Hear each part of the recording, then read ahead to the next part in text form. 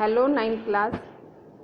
हम जो है why do we need a constitution, यहाँ तक हम कर चुके हैं कॉन्स्टिट्यूशन डिज़ाइन चैप्टर 6 का। आज हम करेंगे topic the making of the Indian constitutions, Bharat का संविधान किस तरीके से बना। Like south Africa, Indian constitutions was also drawn up under very difficult circumstance. South Africa की तरह ही भारत का जो संविधान बना था ना, वो भी बहुत डिफ़िकल्ट सर्कमस्टांसेस, इस प्रकार की स्थिति हो गई थी कि जिसके अंडर ये बना था। The making of the constitutions for a huge and diverse country like India was not an easy affair. क्योंकि जब संविधान बना रहे थे तो क्योंकि पता है कि भारत जो है वो बहुत ज़्यादा पॉपुलेशन है और डाइवर्स कंट्री है, विभिन्न धर्मों के, विभिन्न सोशल ग्रुप जो है, जो अलग अलग कल्चर के, रिलीजन के लोग बाग यहाँ रहते हैं, तो ये इजी नहीं था। At that time the peoples of India were merging from the status of subject to that of citizen. क्योंकि उस समय क्या था कि लोग बाग जो भारत के थे वो मर्ज हो रहे थे, अपना स्टेटस मतलब सही दिल से नागरिकता कर रहे थे। The country was born thought a partition on the basis of religious difference. क्योंकि उस टाइम जो कंट्री का पार्टीशन हुआ था और पार्टीशन के कारण जो है वो किसकी वजह से वो पे था, रिलीजियन डिफरेंस था। तो उस टाइम एक नए भारत का उदय हो रहा था। This was a traumatic experience from the people of India and Pakistan. और उस समय जो है ना एक बड़ी दर्दनाक अनुभव था लोगों का, चाहे वो भारत का हो या Pakistan. At least 10 lakh people were killed on both sides of the border in the partition related violence। जब भारत का विभाजन हुआ था, भारत के जब टुकड़े हुए थे, उस टाइम 10 लाख लोग बाग जो है ना दोनों साइड से मारे गए थे। The British had left it to the ruler of the princely state to decide whatever they wanted to merge with India or with Pakistan or remain independent। और जो ब्रिटिश सरकार थी जब वो छोड़ के जा रही थी तो उन्होंने जो प्रिंसली स्टेट थे उनको ये कह दिया था कि भी तुम्हारा मन करे तो भारत के साथ मिलो, नहीं तो पाकिस्तान के साथ मिलना चाहो तो पाकिस्तान के साथ मिलो, या फिर इंडिपेंडेंट अपने राज्य स्थापित करो। ये प्रॉब्लम भी क्रिएट हो रही थी। The mergers of this princely states was a difficult and uncertain task. और उन प्रिंसली स्टेट को मर्ज करना, जो मर्जर थे जो मिलाना चाह रहे थे कि भारत में मिल जाए, तो ये बहुत ही डिफिकल्ट और अनसर्टेन टास्क था उस time. When the Constitution was being written, जब हमारा संविधान लिखा जा रहा था, the futures of the country did not look as secure as it does today। आज जैसा हमारा देश है उस तरीके का नहीं था, तो भारत का जो भविष्य था बड़ा ही सुरक्षित नजर नहीं आ रहा था। The maker of the constitutions had an insisting about the present and the future of the country। और जो भारत के जो संविधान के मेकर्स थे उनके सामने जो है ना प्रेजेंट और फ्यूचर दोनों नजर आ रहे थे कि भारत का प्रेजेंट कैसा है और फ्यूचर कैसा होगा। तो इन सब बातों को उन्होंने क्या रखना था, ध्यान में रखना था। Like much of this consequence had, तो ये प्रॉब्लम थी। अब आता है कि जब कॉन्स्टिट्यूशन के रास्ते में क्या क्या मतलब जो डिफ़िकल्टीज है जो फेस करनी पड़ी path to constitution. Despite all this difficulty, इन सब डिफ़िकल्टी होने के बावजूद there was one big advantage for the maker of the Indian constitution. परंतु फिर भी एक बड़ा एडवांटेज जो है maker of the Indian constitution के पास था, जो भारत का संविधान बना रहे थे। Unlike south Africa, they did not have to create a consequence about what a democratic India should look like। और वो जो है आपस में बातचीत करके they did not have to create a consequence, वो किसी प्रकार का कोई भी मतभेद या किसी प्रकार की कोई मतलब कि इस तरीके की स्थिति नहीं बनाना चाहते थे कि what a democratic India should look like, कि डेमोक्रेटिक इंडिया किस तरीके का दिखे। Like much of this consequence had involve during the freedom struggle. क्योंकि जो स्वतंत्रता सेनानी थे हमारे, जिन्होंने देश को आज़ाद करने के लिए बहुत ज़्यादा संघर्ष किया था, उनको भी ध्यान में रखना था। Our national movement was not merely a struggle against a foreign rule. हमारा जो नेशनल मूवमेंट चल रहा था वो केवल फॉरेन रूल के खिलाफ ही नहीं था, बल्कि it was also a struggle to represent our country and to transform our society and politics. बल्कि ये स्ट्रगल जो चल रहा था वो हमारी कंट्री को दोबारे से एक नया जन्म देना था, नई युवा शक्ति जो है जागृत करनी थी हमारे समाज में, हमारे पॉलिटिक्स में। There were sharp difference of opinion within the freedom struggle about the path India should take after independent. तो देयर वर शार्प डिफरेंस। तो नेशनल जो स्ट्रगल थे, हमारे जो फ्रीडम फाइटर थे, उनके बीच में और भारत के जो आज़ाद हो चुका था इंडिपेंडेंस के बाद जो थी, उनकी राय में जो बहुत डिफरेंस था। Such difference exist even today, आज भी वो डिफरेंस नज़र आता है देखने को। Yet some basic ideas had come to be accepted by almost everyone, परंतु कुछ बेसिक आइडिया भी ऐसे आए सामने जो कि सभी लोगों ने एक्सेप्ट किए। As far back as in 1920, अगर हम पीछे की तरफ जाते हैं 1928 की तरफ, Motilal Nehru and 8 other Congress leader drafted a constitution for India. तो अगर हम पीछे की तरफ जाते हैं तो हम देखते हैं कि मोतीलाल और 8 जो दूसरे कांग्रेस के लीडर थे, उन्होंने भारत का संविधान जो है ड्राफ्ट करना शुरू किया। भी भारत के संविधान में क्या क्या चीज़ें होनी चाहिए। इन 1931 और 1931 में the resolutions at the Karachi sessions of the Indian National Congress devolved on how independent India constitution should like. और जब एक एग्रीमेंट जो कराची सेशन में हुआ था इंडियन नेशनल कांग्रेस के द्वारा, वो उसमें देखा गया कि कैसे जो है भारत जब आज़ाद हो जाएगा तो उसका संविधान कैसा नजर आएगा। बहुत this documents were committed to the inclusion of universal adult franchises, और इन दोनों से बाद में क्या कंक्लूजन निकला कि यूनिवर्सल आइडेंटिफरेंसेस होनी चाहिए, यानी कि right to vote, right to freedom, equality and to protecting the right of minority in the constitutions of independent India. तो बाद में क्या निष्कर्ष निकल के सामने आया कि वोट डालने का अधिकार सभी को होना चाहिए, आज़ादी होनी चाहिए, समानता होनी चाहिए, और जो मिनॉरिटी ग्रुप है उनको भी राइट होना चाहिए, उनको भी सुरक्षित रखना है। Thus some basic values were accepted by all leader, कुछ बेसिक जो वैल्यूज़ थी उनको सभी लीडर ने एक्सेप्ट भी किया कॉन्स्टिट्यूशन असेंबली होने से पहले और कॉन्स्टिट्यूशन बनने के बाद। The formalities with politics institutions of colonial rule also help develop an agreement over the institution design. और जो फैमिलियर जो पॉलिटिक्स इंस्टीट्यूशन में बना हुआ था कि सब लोग एक परिवार की तरह थे कॉलोनियल रूल के टाइम में, तो उसकी भी बहुत बड़ी सहायता मिली संविधान बनाने में, इंस्टीट्यूशन डिज़ाइन करने में। The British rule had given voting right, British सरकार के टाइम भी वोटिंग राइट का अधिकार था, परंतु केवल ओनली टू फ्यू, कुछ ही लोगों को। ऑन दैट बेसिस, और उन्हीं बेसिस पे the British had introduce very weak legislature, और उसी के हिसाब से उन्होंने बड़ा ही कमज़ोर जो है ये बनाया था MP MLA वगैरह।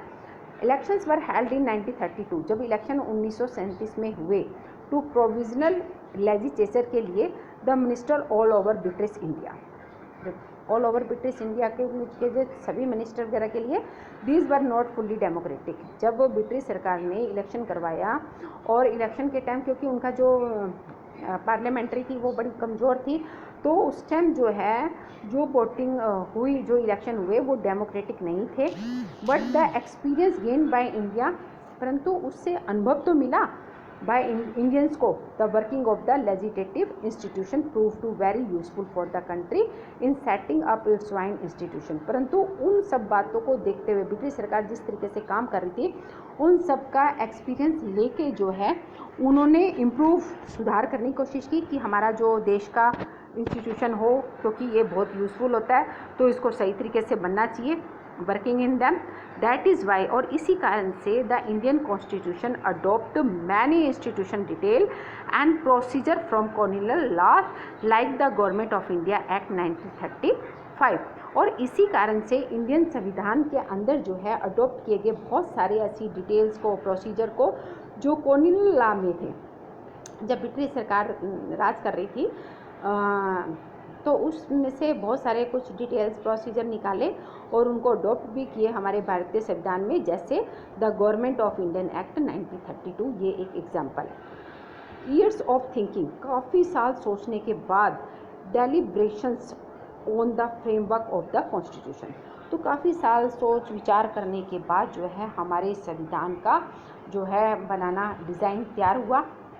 हैड अनदर बेनिफिट, और दूसरे बेनिफिट भी मिले। Our leader gain confidence to learn from other country, और दूसरे जो हमारे लीडर थे उनको भी कॉन्फिडेंस लेवल बढ़ा जब दूसरी कंट्रियों के बारे में उन्होंने सुना, पढ़ा। But on our own terms, अपनी मतलब अपने तरीके से।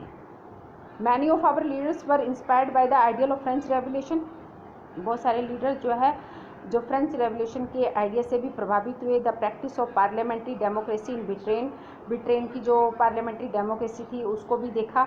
And the bill of right in the USA उसको भी देखा। The socialist revolution in Russia, जो रेवोल्यूशन रशिया में हुआ था उसको भी, उस क्रांति को भी उन्होंने पढ़ा समझा। Had inspired many Indian to think of shaping a system based on social and economic equality.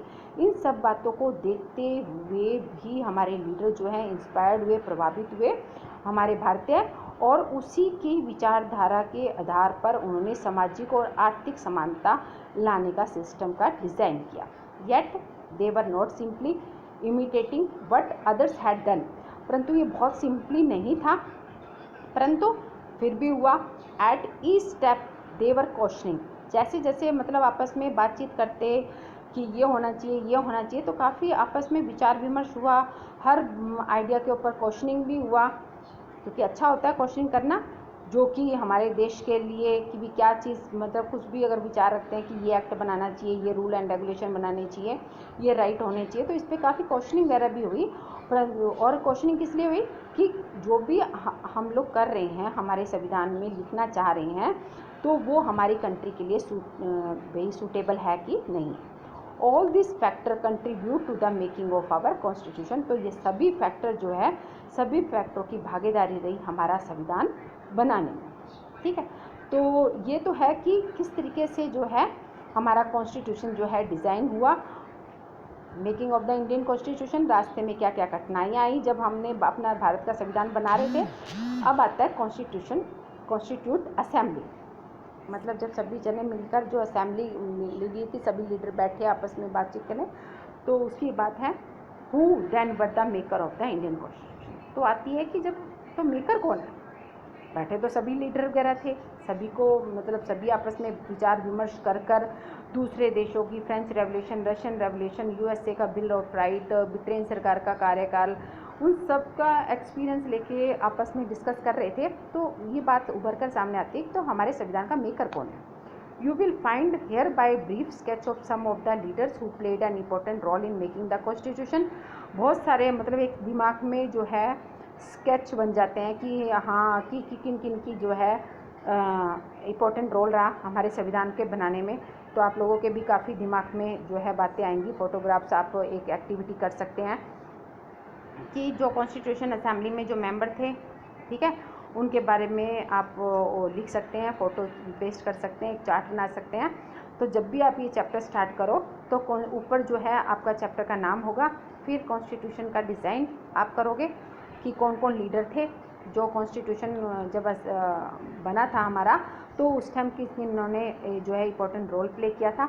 और फिर बीच में आपकी जो पिक्चर होगी जो मेन जो कॉन्स्टिट्यूशन मेकर है, तो उसको आप पिक्चर पेस्ट करेंगे। ठीक है, तो ये आपकी नेक्स्ट एक्टिविटी है। एक एक्टिविटी मैंने आपको प्रीवियस टॉपिक में दी थी, एक एक्टिविटी आज। The drafting of the document, जो डॉक्यूमेंट की ड्राफ्टिंग की गई थी उसको हम क्या कहते हैं, constitution. was done by an assembly of elected representative, और वो ड्राफ्टिंग जो डॉक्यूमेंट्स की ड्राफ्टिंग हुई थी कॉल्ड द, क्या कहलाता है, द कॉन्स्टिट्यूशन वाज डन। जब हमारा संविधान जो बना था किसके द्वारा, असेंबली ऑफ इलेक्टेड रिप्रेजेंटेटिव, जो जिनको इलेक्ट किया गया था, कॉल्ड द कॉन्स्टिट्यूशन। तो असेंबली, तो उसको क्या कहेंगे, कॉन्स्टिट्यूशन असेंबली, जो उसको रिप्रेजेंट कर रहे थे, यानी कि ड्राफ्टिंग कर रहे थे कॉन्स्टिट्यूशन की, जो लीडर जिनको हमने चुनकर भेजा था। Election to the constitution assembly were held in July 1946। Constitution assembly के लिए चुनाव हुए जुलाई में 1946 में। Its first meeting was held in December 1946, और पहली जो इसकी मीटिंग हुई थी वो हुई थी 1946 के अंदर, दिसंबर के अंदर। जुलाई में इलेक्शन हुए, दिसंबर में जो है मीटिंग रखी गई। Soon after the country was divided into India and Pakistan, क्योंकि कंट्री जो डिवाइड हो गई थी इंडिया और पाकिस्तान में। The constitution assembly was also divided into constitution assembly, तो ये असेंबली भी जो है डिवाइड हो गई थी इंडिया और पाकिस्तान में। The constitution assembly that wrote the Indian constitution had 299 member. जो कॉन्स्टिट्यूशन असेंबली में थे जो लिख रहे थे हमारे संविधान को, उसमें मेंबर कितने थे? 299। The assembly adopted the constitutions on 26 नवंबर 1949। जो असेंबली अडोप्ट की गई थी वो अडोप्ट हुई थी 26 नवंबर 1949 को। But it came into effect, परंतु ये इफेक्ट में कब आया था? 26 जनवरी 1950। यानी कि इस पे कार्य चल रहा था, कार्य चलता रहा। असेंबली अडोप्ट भी कर ली 26 नवंबर 1949 को। उसके बाद ये कब पास हुआ? 26 जनवरी 1950 को। टू मार्क दिस डे, और इस डे को हम किस उस तरह सेलिब्रेट करते हैं? Republic day every. हर साल जो है हम 26 जनवरी को इसको किस हिसाब से मतलब सेलिब्रेट करते हैं? रिपब्लिक डे में, कि हमारा देश गणतंत्र हो गया, क्योंकि इस दिन हमारा संविधान बनकर जो है तैयार हो चुका था। Why should we accept the constitution made by this assembly more than 50 years ago? Why should we accept? हमने इसको क्यों एक्सेप्ट किया? क्या कारण था? 50 years ago. We have already noted one reason above. एक रीज़न तो हम आपको बता ही चुके हैं। The constitution does not reflect the views of its member alone. केवल ये उसके मेंबर को ही के व्यूज़ को ही रिफ्लेक्ट नहीं करता। It expresses a broad consequence of on its time, बल्कि ये बहुत बड़े स्तर पर जो है इसको डिफाइन करता है। Many countries of the world have to rewrite their constitution refresh, और बहुत सारी कंट्रियां हैं जो मतलब कि दोबारे से रिफ्रेश करने के लिए इसको रीराइट करती है। बिकॉज क्योंकि the basic rules were not accepted to all major social group, क्योंकि जो बेसिक रूल्स है वो सभी सोशल ग्रुप के द्वारा एक्सेप्टेड नहीं किए जाते। पॉलिटिक्स पार्टी एक्सेप्ट नहीं करती। The constitution exist as a mere pieces of paper, क्योंकि कॉन्स्टिट्यूशन को वो एक पीस का पेपर मानते हैं, यानी कि कागज़ का टुकड़ा मानते हैं। No one actually follow it, ज़्यादातर इसको कोई फॉलो नहीं करता। The experience of our constitution is different, परंतु हमारे संविधान का जो अनुभव रहा है वो अलग रहा है। Over the last half a century several group have question some provision of the constitution. बहुत सारे ग्रुप थे जिन्होंने हमारे जो संविधान के प्रोविजनल पर क्वेश्चन मार्क लगाया था। But no larger social group और political party has ever question, परंतु बहुत बड़े स्तर पर ऐसा नहीं था कि बहुत बड़े स्तर पर लोगों ने इस पर क्वेश्चन मार्क लगा दिया हो कि आपने क्या संविधान बनाया है, ऐसा नहीं हुआ। This is unusual achievement for any constitution, यानी अनयूजुअल कॉन्स्टिट्यूशन के लिए वो थी, अचीवमेंट थी। सेकंड रीज़न क्या था? एक्सेप्ट करने का। For accepting the constitution is that the constitution assembly represented the peoples of India. Second reason ये था कि जो कॉन्स्टिट्यूशन हमने एक्सेप्ट किया था वो किसको रिप्रेजेंट कर रही थी? पीपल्स ऑफ इंडिया को। There was no universal adult franchise at that time, उस टाइम कोई अडल्ट फ्रेंचाइज नहीं थी। So the constitution assembly could not have been chosen directly by all the peoples of India, इसलिए constitution assembly directly जो लोगों के द्वारा नहीं चुनी गई थी, यानी कि जो इसके मेंबर थे वो लोगों ने चुन के नहीं भेजे थे, परंतु वो लोगों को रिप्रेजेंट कर रहे थे। ठीक है।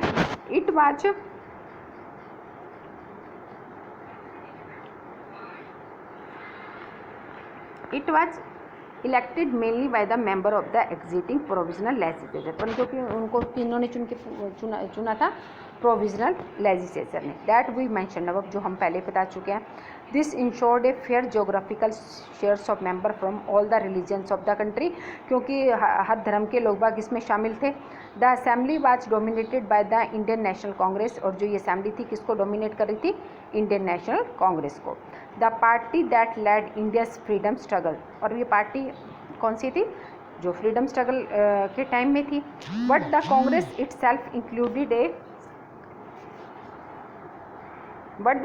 Itself included a variety of political group and opinion, क्योंकि कांग्रेस के अंदर क्या इंक्लूड थे? डिफरेंट प्रकार के पॉलिटिकल ग्रुप और राय थी। The assembly had many member, assembly में बहुत सारे मेंबर थे। Who did not agree with the Congress, जो कांग्रेस से सहमत नहीं थे। In social term the assembly represent member from different language group, caste, class, religion, occupation. जो इन सोशल टर्म, अगर सामाजिक टर्म में देखें तो असेंबली किसको रिप्रेजेंट कर रही थी? उन मेंबर्स को फ्रॉम जो कि डिफरेंट लैंग्वेज ग्रुप थे, मतलब अलग अलग भाषा के, अलग अलग कास्ट के, अलग अलग क्लास के, रिलीजन के, ऑक्यूपेशन वाले थे। Even if the constitution assembly was elected, जब हुई by the universal adult franchise, it composition would not have been very different, पर ये कॉम्पोजिशन बहुत ज़्यादा डिफरेंट नहीं थी। फाइनली क्या हुआ, the manner in which the constitution assembly work gives sanctity to the constitutions. Finally the manner in which the constitution assembly work give sensitive to the constitution. परंतु अंत में जो कॉन्स्टिट्यूशन असेंबली थी, जो काम कर रही थी, उन्होंने पवित्रता दिखाई, मतलब एक शुद्ध रूप दिखाया संविधान का। The read constitution assembly worked in a systematic, क्योंकि उन्होंने बहुत सिस्टमेटिकल तरीके से, ओपन तरीके से और आपस में बातचीत करके ये काम किया था। फर्स्ट सम बेसिक प्रिंसिपल्स वर डिसाइडेड, सबसे पहले बेसिक प्रिंसिपल डिसाइडेड किए गए, फिर सब एग्रीड हुए। देन ड्राफ्टिंग कमेटी ने जो है chaired by doctor BR Ambedkar, जो इनके ड्राफ्टिंग कमेटी के चेयरपर्सन थे, prepared A draft constitution for discussion. तो उसके बाद पहले आइडिया क्या हुआ कि सब जने बैठ के डिफरेंट प्रकार के उन्होंने आइडिया दिए, उन आइडिया को लिखे गए, ड्राफ्ट किया गया। ड्राफ्ट करने के बाद डॉक्टर BR अम्बेडकर ने उसको सही तरीके से ड्राफ्ट करके डिस्कशन करवाया। सर्वल राउंड्स हुए, बहुत सारे जो है ड्राफ्टिंग कॉन्स्टिट्यूशन में डिफरेंट प्रकार के जो है वो डिस्कशन करा चले, क्वेश्चन मार्क लगे, जो लगा कि हमारी कंट्री के लिए सूट नहीं है उनको अलग कर दिया गया, जो सूट करते हैं उनको अलग किया गया। मोर देन 2000 अमेंडमेंट, 2000 बार जो है ना उसमें बदलाव किया गया। Were consider the member deliberate for 114 days spread over 3 year, 3 साल तक, यानी कि 114 डेज लगे मेंबर्स को। Every documents presented and every word spoken in the constitution assembly has been recorded and preserved. और उसके अंदर जो भी बातचीत हुई, जो भी डिस्कशन हुआ, जो भी निर्णय लिया गया, जिसको जो भी मतलब हर वर्ड का जो है ना रिकॉर्डिंग की गई कि क्या क्या कुछ बोला गया है, और उनको सेव करके रखा गया कि किन किन चीज़ों पे डिस्कशन हुआ, क्या क्या मतलब हटाए गए, क्या लागू किए गए, क्या रूल लिखे गए। तो मतलब जो भी कुछ वहाँ हुआ 3 साल तक, 14 डेज तक, उन सब बातों की रिकॉर्डिंग की गई, एवरी वर्ड, प्रत्येक शब्दों के लिए। दीज वर कॉल्ड, इन सबको क्या कहा जाता है, constitute assembly debates. When printed, उसके जब प्रिंटेड हुई, these debates are 12 bulky volume. These debates provide the rationale behind every provision of the constitution. These are used to interpret the meaning of the constitution. जो हमारे संविधान के अर्थ को दर्शाता है, बताता है कि किस तरीके से हमारा संविधान बनाया गया। तो आज हम यहीं तक करेंगे, आप इसको ध्यान से सुनना पहले, फिर इससे रिलेटेड बहुत 1 वर्ड्स के क्वेश्चन बनेंगे। आप इसके 1 वर्ड्स के जो क्वेश्चन फाइंड आउट करो और क्वेश्चंस के विद आंसर जो है अपने रजिस्टर में नोट करें।